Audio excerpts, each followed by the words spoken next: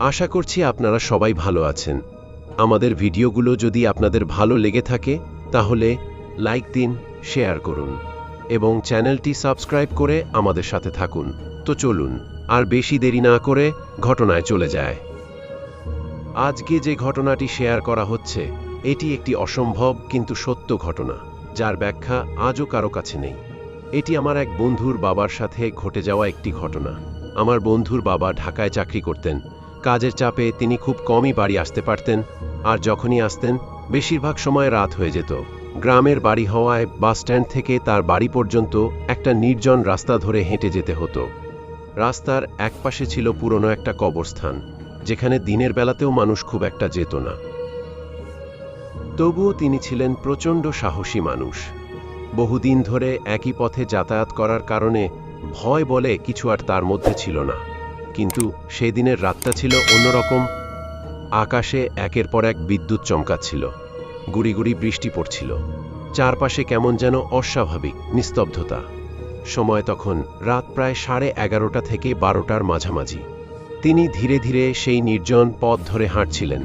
কবরস্থানের পাশ দিয়ে যাওয়ার সময় হঠাৎ তার মনে হলো আজ পরিবেশটা যেন একটু বেশি ভারী। শ্বাস নিতে কষ্ট হচ্ছে, যেন কেউ অদৃশ্যভাবে তাকিয়ে আছে তার দিকে। ঠিক তখনই তিনি সামনে দেখতে পেলেন একজন মানুষ হাঁটছে। লোকটা তার খুব পরিচিত, গ্রামেরই মানুষ। তিনি মনে মনে স্বস্তি পেলেন, ভাবলেন ভালোই হলো, অন্তত একা যেতে হবে না। তিনি হাঁটা একটু দ্রুত করলেন লোকটার কাছে পৌঁছানোর জন্য। কিন্তু অদ্ভুত ব্যাপার, যতই তিনি হাঁটার গতি বাড়াচ্ছেন লোকটা ততই দূরে সরে যাচ্ছে। এক সময় তিনি প্রায় দৌড়ানোর মতো করে এগোতে লাগলেন, তবুও দূরত্ব কমছে না। তার বুকের ভেতরটা কেমন যেন ধড়ফড় করতে লাগলো। অবশেষে তিনি একটু জোরে ডাক দিলেন, এই দাঁড়াও। ডাক দিতেই লোকটা হঠাৎ থেমে গেল।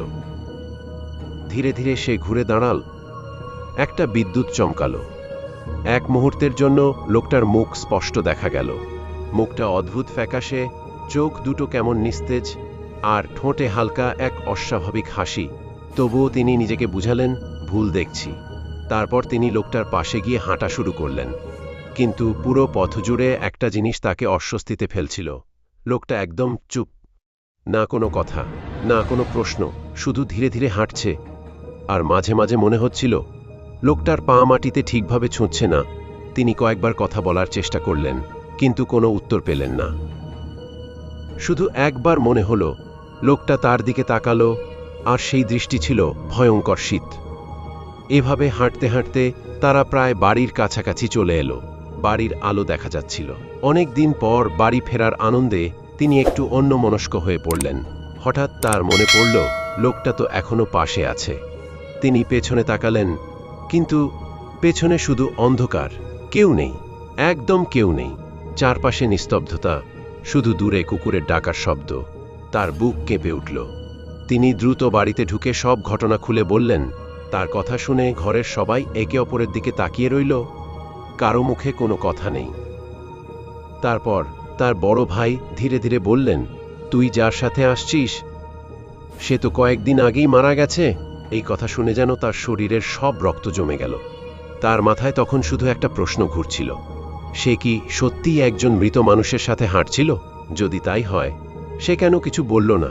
কেন কোনো ক্ষতি করল না? নাকি সে শুধু তাকে নিরাপদে বাড়ি পৌঁছে দিতে এসেছিল? নাকি এখনো প্রতিটা ঝড়ের রাতে সেই কবরস্থানের পাশে কেউ একজন অপেক্ষা করে আর কারো সাথে নিঃশব্দে হেঁটে যায়? এমন আরও ভয়ঙ্কর বাস্তব গল্প মিস করতে না চাইলে এখনই চ্যানেলটি সাবস্ক্রাইব করুন। রাত নামলেই আমরা নিয়ে আসি নতুন নতুন রহস্য আর অজানা গল্প। আপনার জীবনেও যদি কোনো অদ্ভুত বা ভয়ঙ্কর ঘটনা যদি ঘটে থাকে, তাহলে ভিডিও ডেসক্রিপশনে মেলে আমাদের লিখে পাঠান। হতে পারে আপনার ঘটনাটি আমাদের পরবর্তী ভিডিও।